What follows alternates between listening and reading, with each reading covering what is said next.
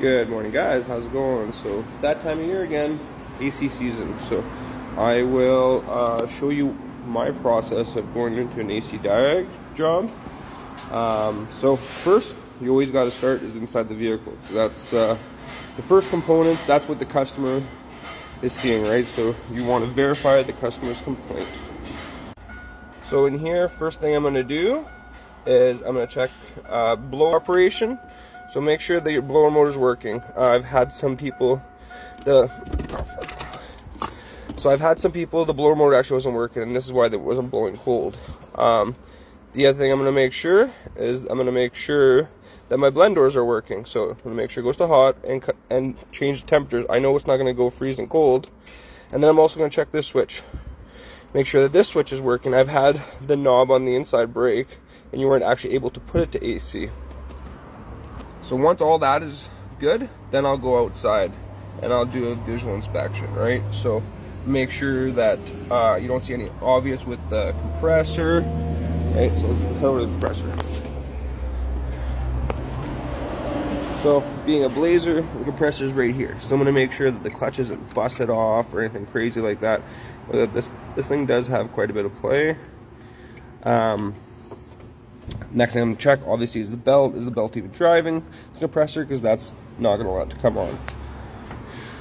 Now, on modern cars, they're going to have a variable displacement compressor. So those you actually got to check a little bit differently. They do make a tool for that.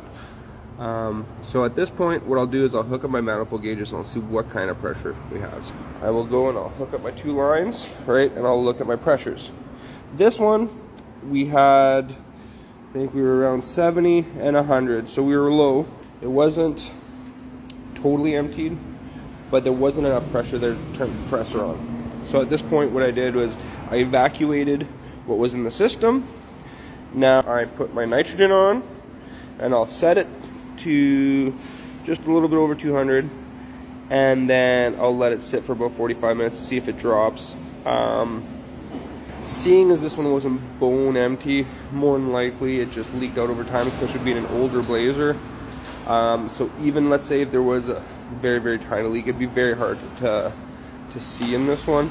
But what I do at this point is, at one point they may have put dye, so I will put my glasses on and just go with the UV light and just see if it's anything obvious. I'll take some soapy water since I have nitrogen in there and go to all the crimps, make sure nothing's bubbling. And then what I also do when I have the nitrogen on is I quickly start the vehicle just to see if that compressor is going to come on, because now that I have 200 psi in there, the compressor should turn on, and it did. So we know that that's good. So at this point, like I said, I'm just going to see if my pressure drops. If it doesn't drop at this point, then I'll put the vehicle on a vacuum. And then you can also test the system with vacuum. So what I'll do is I'll put vacuum on the system for about 45 minutes.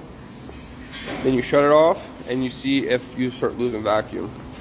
Other than that, it's pretty simple. If you have a really big leak, it's really easy to find. When you have smaller leaks, it definitely becomes harder. Sometimes I've even had to put a little bit of refrigerant back into the system, use my sniffer, and then I'll find it inside the evap and stuff like that. So this one's probably just going to be a straight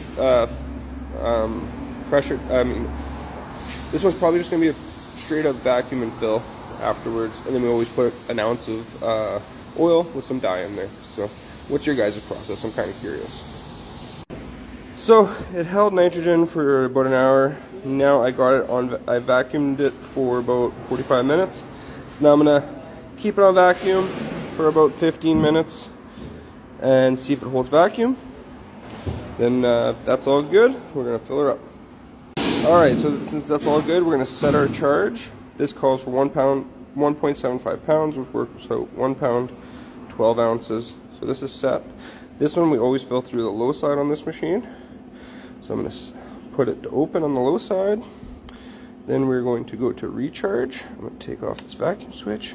We're going to hit charge. I'm going to make sure my tank's open. And at this point, when I have vacuum on, I'm just going to put an ounce of oil in there with dye.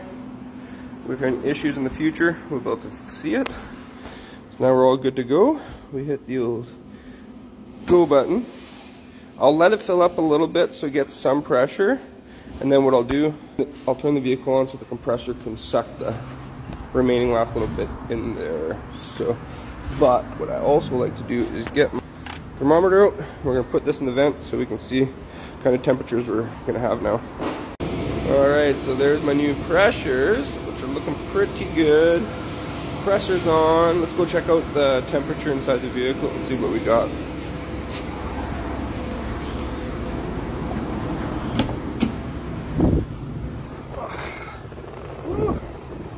We are really cold. It's not a super hot day today, so on a hot day that's probably going to sit more around, because right now we're at what, 35 degrees on that thing. So on a super hot day it's probably going to sit around 40, 45, which is what you're kind of looking for. All right, so looks like we're going to ship it.